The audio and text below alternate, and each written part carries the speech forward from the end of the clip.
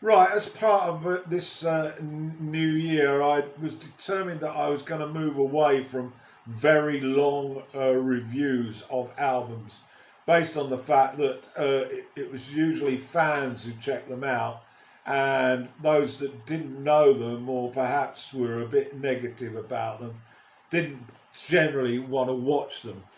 So now I'm going to do rediscoveries, at least one every couple of months, and there'll be some more variety on this, and so you might like one of the choices, even if you don't like all of them. So I'm going to skip through these. These are for January and February.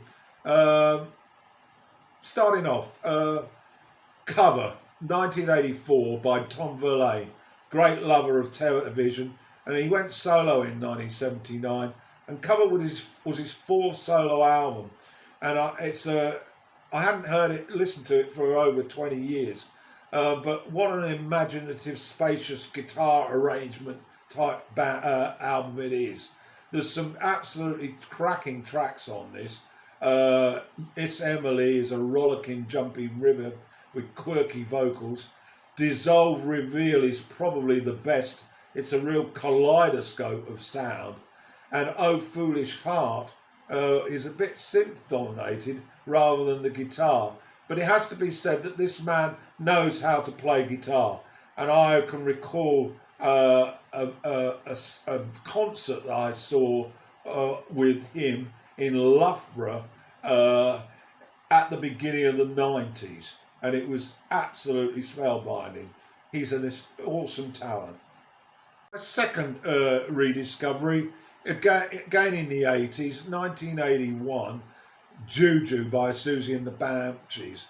Now, I've always liked this album, and it's probably their most momentous album. It arrived at the same time as John McGott came from Magazine on guitar, and it's gothic, it's dark, and it has some very disturbing, powerful, mystical vocals from Siouxsie. Budgie and Severin partnership is almost telepathic in the rhythm section. It's a post-punk classic, and I really got into this because I hadn't listened to it for more than a decade. The first side is absolutely awe-inspiring. Spellbound opens it with jangly guitars. Into the Light is almost robotic-like with its rhythm. And then we have Arabian Nights, my favourite, which has a tremendous chorus. And Halloween really kicks ass. And then we finally get Monitor, which also has a rich guitar groove. If you've never listened to this album, get and listen to it, preferably with headphones on, and turn the volume up. Also from 1981, and I have to confess, I can't remember having ever listened to this one, but I gave it a listen a few weeks back. El Loco by ZZ Top. Now, I got into that band in the mid-70s, got their early albums, and then sort of fell off a little bit, their radar. And this is pre-Eliminator in 1983, and it's a much mellower form of ZZ Top. There are even some songs that have almost a country blues feel to them. They're less stereotypical boogie, although the boogie is there, of course. The highlight, really, for me, was Party Necklace, which is a very slick, rhythmic song. More stripped back sound, but I liked it.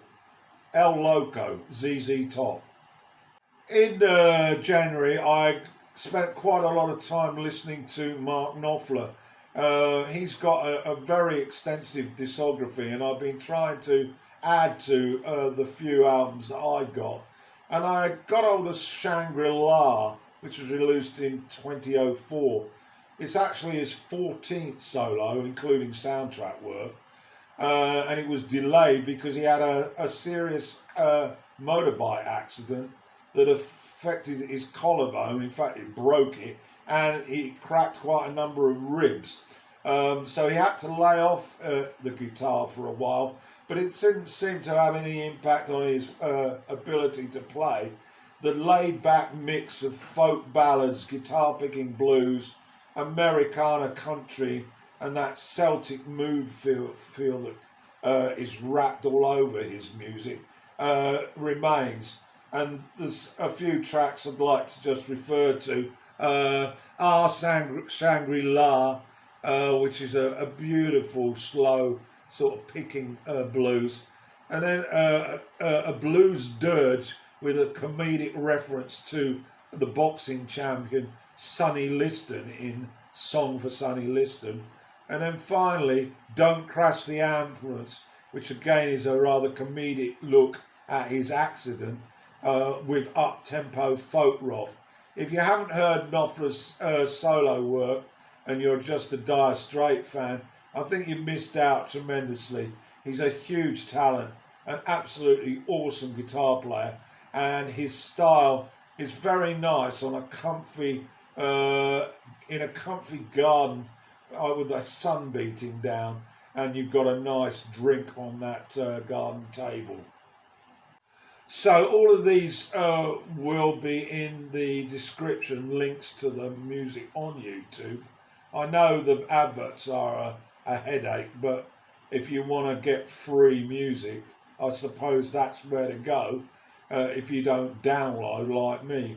The last of these rediscovered albums is Yellow Moon, which was released in 1989, and it's by the American brothers, the Neville Brothers. Now this band actually began life in 1978, and the 89 album is their 6th album, although people who are into soul and R&B will note that Art Neville was making music and singing heartfelt soul records way back in the 60s. But here he's joined by his brother, his brothers. Art played most of the keyboards, Charles is on the sax, and Cyril the percussion. But they're all singing, and they also dip into guitar. And it's an absolutely 5-star album, this. I just can't understand why I haven't listened to it for more than a decade. It makes me shiver every time I listen to these songs. We've got a combination of soul, jazz, R&B, funk, pop rock, blues folk, and a bit of reggae thrown in as well. Absolutely extraordinary. This album was produced by Daniel Lenoir at the time that he was involved with U2. The vocals throughout are absolutely superb, and it's a real gem.